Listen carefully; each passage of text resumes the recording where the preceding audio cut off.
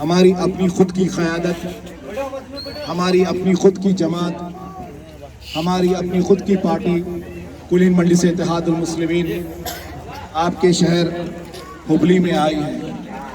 ये इंतखाबी दौर है और बल्दी इंतखाबात आपके दरमियान में है 3 तारीख को, और आप तमाम नौजवानों से मैं एक दावत फ़िक्र देता हूँ आप लोगों को कि हर बार हमने हमारा वोट कांग्रेस को दिया या जेडीयू को दिया या किसी और दीगर जमातों को दिया, मगर हम कभी हमारे खुद के अपने वोट की अहमियत को नहीं समझे। ये हिंदुस्तान एक जमहूरी मुल्क है और यहाँ पर कानून जो बनते हैं, यहाँ पर हक जो मिलता है कौमों को और तरक्याती काम का फैसला आपके वोटों की ताकत की बुनियाद पर होता है। हमारी कोशिश और हमारी जिद्दोजहद यही है कि इस मुल्क हिंदुस्तान में 30 करोड़ की इतनी बड़ी अक़लियत बेआवाज़ क्यों है। हमारी फ़िक्र इस बात की है कि इतनी बड़ी अक़लियत अपने दरमियान में इत्तेहाद को क्यों नहीं पैदा कर सकी। इतनी बड़ी अक़लियत का कोई एक रहनुमा क्यों नहीं है। हमारी सोच इसी बात पर है और हम इसी बात की जुस्तजू कर रहे हैं। सारे हिंदुस्तान में हर रियासत में मजलिस इत्तेहादुल मुस्लिमीन का काफिला इत्तेहाद का पैगाम दे रहा है, वोटों की अहमियत को बता रहा है, और ये मुनाफिकों के पीछे हम 70 बरस फिरे, इनको हम हमारा लीडर माने, इनको हम हमारा अमीर माने, इनकी रहनुमाई में, इनकी तर्जुमानी में हम 70 बरस का वक्त जाया किया। बदले में हमको क्या मिला? हर बार हमारे सामने मायूसी का सामना हुआ, हर बार हमारी बस्तियों को उजाड़ा गया, हर बार फसादात में हम मारे गए, हर बात में, हर फसादात में मुलविस हमारे नौजवान, यही इल्जाम हमारे पर लगाया गया। मरने वाले भी हम ही रहे, बर्बाद भी हम ही हुए, और हुकूमत की तरफ से, पुलिस की तरफ से हमारे ही नौजवान बच्चों के ऊपर केसों को बुक कर दिया गया। कसूरवार भी हम हैं, मुलविस भी हम हैं, मकतूल भी हम हैं। पुलिस में केस हमारे नाम पर रजिस्टर्ड होता है, जेल भी हम काटते हैं, और फिर सारे जहां से अच्छा हिंदुस्तान हमारा। क्या मुकद्दर लिखा के लाया मुसलमान इस मुल्क हिंदुस्तान में? बर्बादी में हम हैं, फिर बर्बादी के इल्जाम भी हमारे ऊपर। ये इसकी वजह क्या है? मेरे प्यारे भाइयों, मेरे बुजुर्गों, इस बात पे आप गौर करें तो एक ही नतीजा निकल रहा है कि 30 करोड़ अक़लियत की रहनुमाई करने वाला, 30 करोड़ अक़लियत की तर्जुमानी करने वाला ऐवानों में कोई हमारा अपना नुमाइंदा नहीं है। अगर कहीं इत्तेफाक से कोई हमारे अपना कौम का कोई नुमाइंदा चुनकर ऐवानों में जाता भी है, चाहे वो ऐवान बल्दिया में हो या ऐवान असेंबली में हो या ऐवान पार्लियामेंट में हो, जिन पार्टियों से वो जीत कर जाता है उन पार्टियों का गुलामी का पट्टा उसके गले में होता है और कभी अपने कौम की तहफ़्फ़ुज़ के लिए आवाज नहीं उठा सकता। ये एक तल्ख़ हकीकत है जिससे हम दो चार हो रहे हैं। अगर आप 29 रियासतों का जायजा लेंगे तो सारे हिंदुस्तान में सुम में माशी तौर पर कमजोर कोई कौम है तो बदनसीबी से वो मुसलमान है। तालीमी तौर पर सुम में कमजोर कोई कौम है तो बदनसीबी से वो मुसलमान है। रोजगार के मैदान में बेरोजगारी उरूज पर अगर किसी कौम में है तो बदनसीबी से वो हमारी कौम में है। गरीबी सतह के नीचे अगर कोई कौम है तो वो हमारी कौम है बदनसीबी से, क्योंकि हमने जिंदगी का एक मिजाज बना लिया है। 5 वक्त की नमाज, रोटी, कपड़ा, दुकान, मकान, बीवी, बच्चे। ठीक है, हर शादीशुदा आदमी के ऊपर उसके बीवी बच्चों की घर की जिम्मेदारी होती है और होनी भी चाहिए, और हर शादीशुदा नौजवान अपने काम कारोबार में मसरूफ होता है। ठीक है, वो बात भी सही है, मगर ये तमाम जिम्मेदारियों के साथ रोटी, कपड़ा, मकान, दुकान, बीवी, बच्चे, 5 वक्त की नमाज, ज़कात, रोजा, हज, तौहीद, इनके साथ साथ भी हमारी अपनी एक जिम्मेदारी है जो हम उसको समझ नहीं पा रहे हैं, और वो जिम्मेदारी है इत्तेहाद को पैदा करने की। वो जिम्मेदारी है कौम और मिल्लत के दरमियान में इत्तेहाद को कायम करना। वो जिम्मेदारी है उम्मत मोहम्मदिया की हिफाजत करना। वो जिम्मेदारी है गरीबों का साथ देना, गरीबों की ताकत बनना, गरीबों की आवाज बनना, गरीबों की तहफ़्फ़ुज़ की आवाज बनना।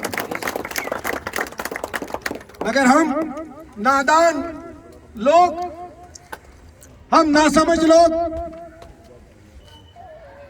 कभी वोट की अहमियत को नहीं समझे। हम नादान लोग जब भी वोटों का वक्त आता है, इंतखाबी मुहिम शुरू होती है, चाहे बल्दी इंतखाबात हो या ऐवान असेंबली के हो, हम यही समझते हैं कि वो दिन छुट्टी का है, और वो दिन हमारी बस्तियों में बड़ी बड़ी गाड़ियां फिरती हैं, चोर, बदमाश, लुटेरे, कातिल और दल्लाल जैसे लीडर हमारी बस्तियों में आकर चिकने चबाटे बात करते हैं और हमारे दरमियान में वोट की कीमत लगाते हैं, हमारे इत्तेहाद की कीमत लगाते हैं। 100 रुपया, 200 रुपये, 500 रुपये, 1000 रुपये, और एक गली के लीडर को खरीद लेते हैं 5-10 हजार में। ये हमारी सोच, ये हमारा मिजाज अगर रहेगा तो यकीनन शरीयत पे हमले होंगे। ये हमारी कौम में अगर ये मिजाज ऐसा होगा तो मसाजिद से अज़ा को बंद करना पड़ेगा। अगर ये हमारी कौम का मिजाज ये होगा तो कल हमारे मदरसों का तहफ़्फ़ुज़ करने वाला कोई नहीं होगा। ये हमारी कौम का मिजाज होगा तो मॉब लिंचिंग जैसे हादसे हिंदुस्तान की हर रियासत और शहर में होंगे। ये हमारा मिजाज होगा तो बेरोजगारी हमारे पर होगी। ये हमारा मिजाज होगा तो तालीमी पसमानदगी हमारी कौम में बढ़ते जाएंगी। मेरा बताने का मतलब, मैं जो समझा रहा हूँ, बड़े दर्द से बात कर रहा हूँ आपसे कि अपनी होने को समझो, इस्लाम की ताकत को समझो, कलमे की ताकत को समझो, इत्तेहाद को पैदा करो। जब अपना वाला तुम्हारे दरमियान में वोट के लिए खड़ा हुआ है, कल का दौर अलग था, वो हालात अलग थे कि आपके दरमियान में कोई मुताबादिल नहीं था, आपका अपना, आपके दरमियान में कोई आपकी अपनी जमात नहीं थी। मगर यकीनन आज आपके दरमियान में आपकी जमात और आपके कारपोरेटर ठहरे होने वाले बादशाह साहब और मुमताज आपके दरमियान में है। आप अपने नुमाइंदों को वोट दीजिए, अल्लाह की रजा के लिए वोट दो, अपने खबर की ठंडक के लिए वोट दो, उम्मत मोहम्मदिया की हिफाजत के लिए वोट दो, कलमे की सूरत देखकर वोट दियो, कलमे की बुनियाद पर वोट दियो, शरीयत को बचाने के लिए वोट दो, मासूमों का जो खतल हो रहा है मॉब लिंचिंग के नाम पर, उस जुल्म के खिलाफ वोट दो, मसाजिद की आज़ा के लिए वोट दो, कब्रिस्तानों की और मदरसों की हिफाजत के लिए वोट दो, मासूम बच्चों के रोशन मुस्तकबिल के लिए, उनकी तालीम के लिए वोट दो, नौजवान के उनके दरमियान में जो बेरोजगारी है वो बेरोजगारी को दूर करने के लिए वोट दो। उठो, जागो, खड़े हो जाओ, ये आपकी अपनी मताए अजीज है, ये आपकी जमात है, आप इस जमात के ही हकीकत है। बड़ा दर्द होता है, बड़ी तकलीफ होती है, आपके दरमियान में आपका अपना भाई, आपकी अपनी क़यादत, आपकी अपनी जमात आपके दरमियान में होती है और नौजवानों में बिल्कुल ही दिलचस्पी नहीं होती है। वो लोग तो चाह ही रहे हैं ये कि मुसलमान कौम सो रही है, सोने दो। 10 बरस पहले भी मुसलमान सो रहा था, 40 बरस पहले भी मुसलमान सो रहा था, 70 बरस पहले भी मुसलमान सो रहा था, और 70 साल 100 साल तक सोने दो। फैसला आपको करना है, फैसला आपको करना है, किस दिशा में जाना है आपको। अरे जितने लोग यहाँ पर खड़े हुए हैं, अगर ये लोग सर पे कफन बांधकर मुजाहिदों की तरह मैदान में उतर गए 3 तारीख को, तो मैं दावा कर रहा हूं मुमताज बेगम यहां से जीत गई।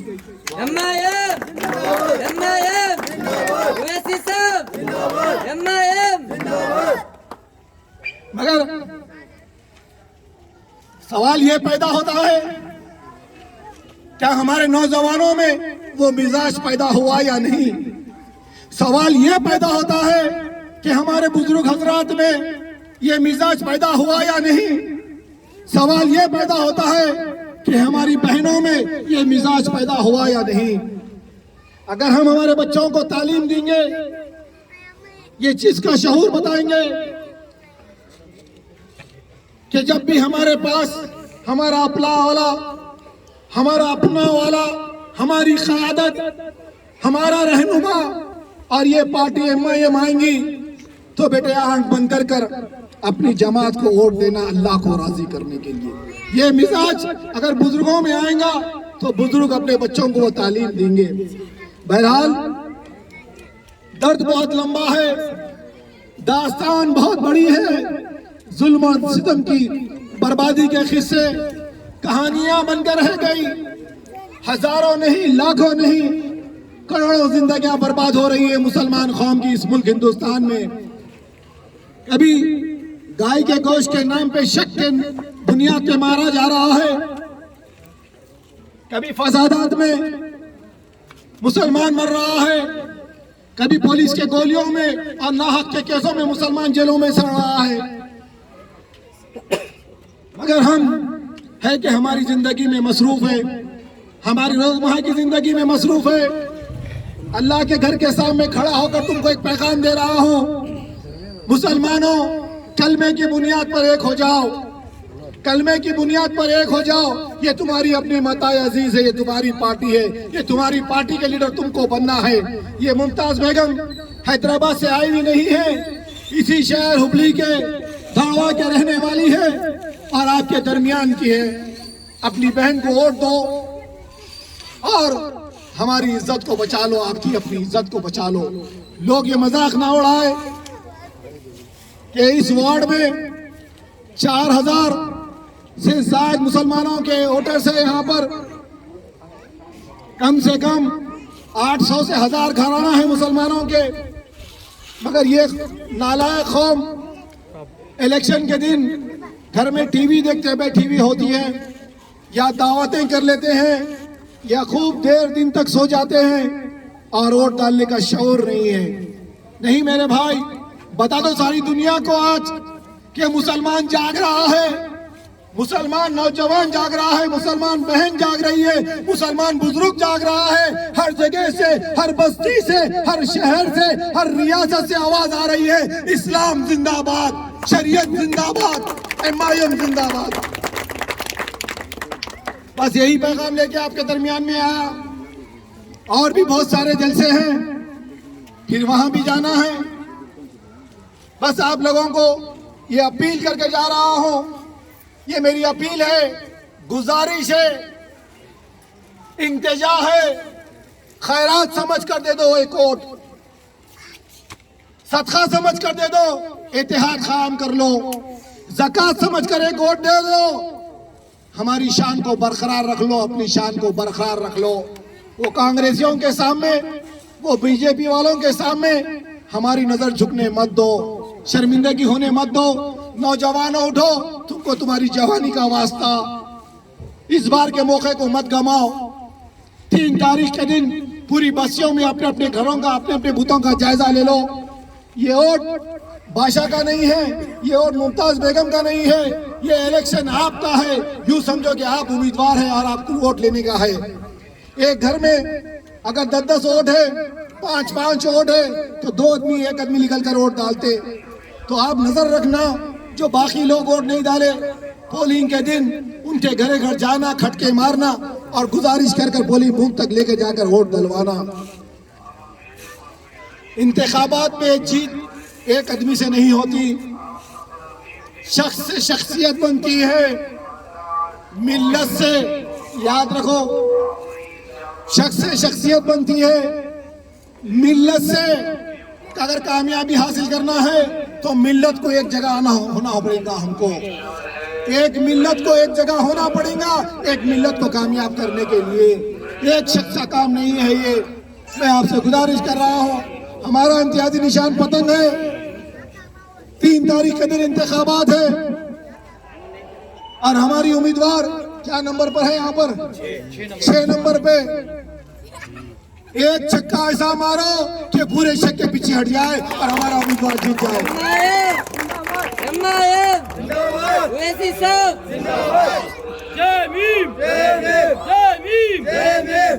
बताओ कितने लोग यहाँ पर हैं जो 3 तारीख के दिन 8 घंटे काम करने वाले हैं? अल्लाह को हाजिर नाजिर रखकर हाथ उठाओ।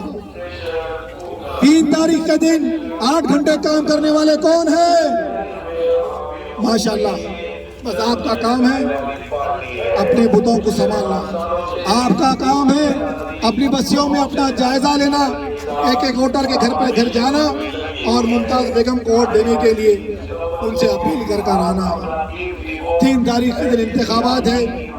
उसके बाद रही बात बस्ती की तरक्की की, रही बात कामयाबी की, रही बात तरक्याती कामों की, ये तो जिंदगी भर चलते रहेंगे। मगर यहाँ पर अब नल, लाइट, रोड, सड़क, बिजली का मसला नहीं है, यहाँ शरीयत का मसला है, ईमान का मसला है। ज़मीर की आवाज़ सुनना है हमको और अपनी जमात को वोट देना है और हमारी जमात के उम्मीदवारों को कामयाब करना है। शुक्रिया, खुदा हाफ़िज़।